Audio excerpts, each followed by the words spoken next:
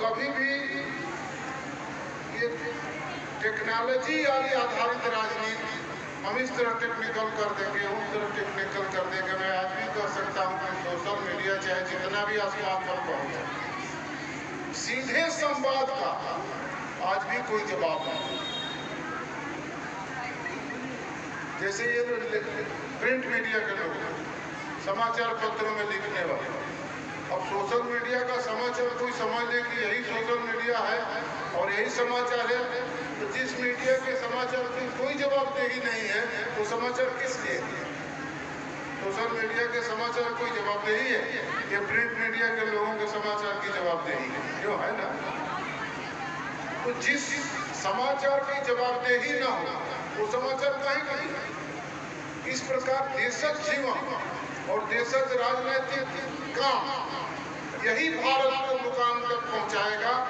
और इसी कारण से देश की अर्थव्यवस्था, कृषि अर्थव्यवस्था, ग्रामीण अर्थव्यवस्था को बढ़ाने के लिए आज जो हमारे प्रधानमंत्री जी सक्षम प्रयास करके मुकाम तक पहुंचा रहे हैं, मेरे समझ से ठाकुर मैनेजर सिंह जी उसी रास्ते पर चलने वाले।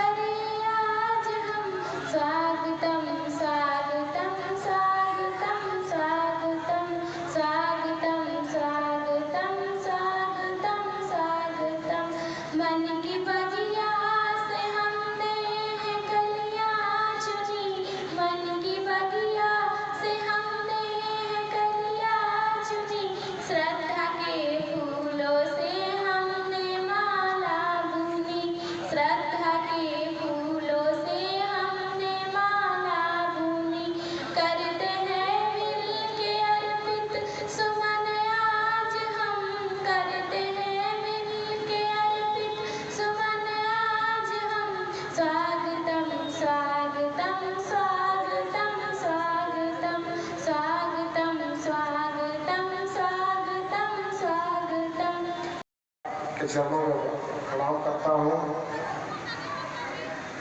बाबू मैनेजर सिंह जी इस द्वाबा क्षेत्र के मानवीय कहे जाते हैं। उन्होंने अनेक शिक्षण संस्थानों को स्थापित करने का काम किया, जिससे कि क्षेत्र के बच्चे पढ़ सकें और अपने उज्जवल भविष्य को बना सकें।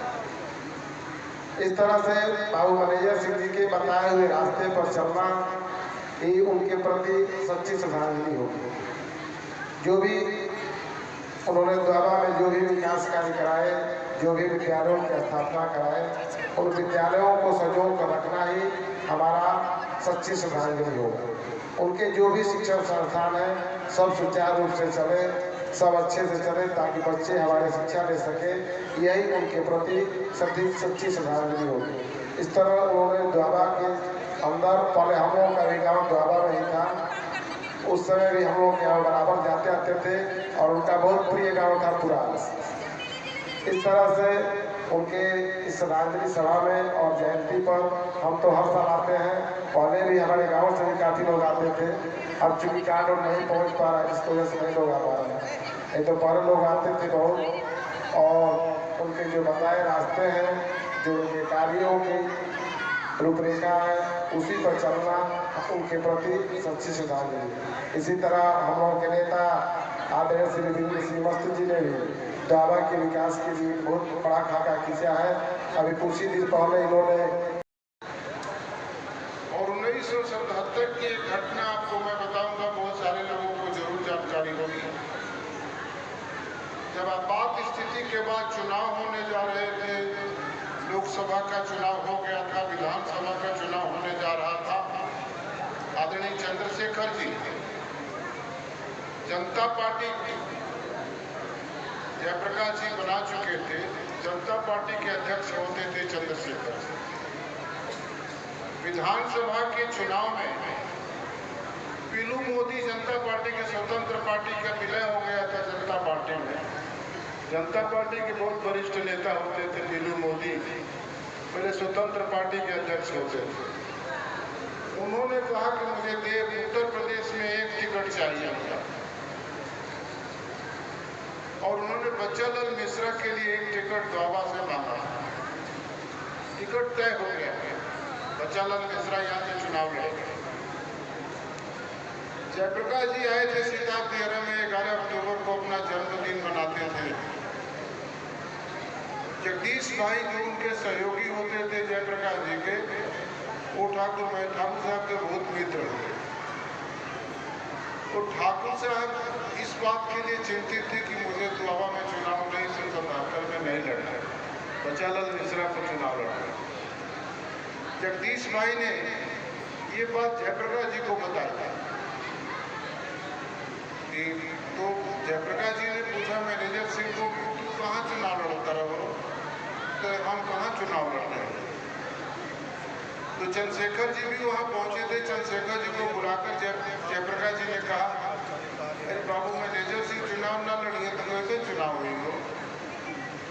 तो चंद्रशेखर जी ने वहीं कह दिया कि नहीं बाबू मैनेजर सिंह चुनाव लड़ेंगे।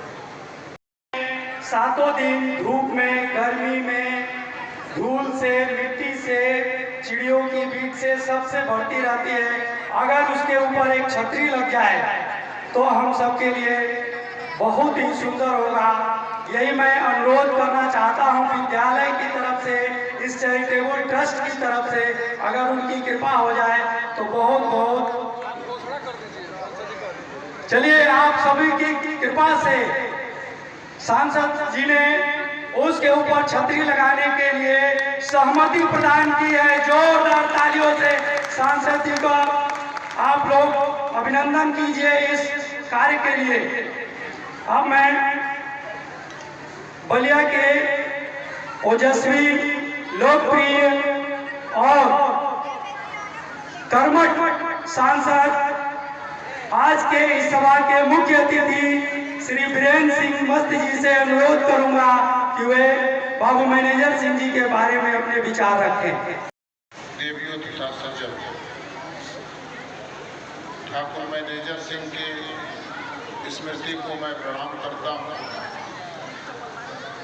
यहाँ के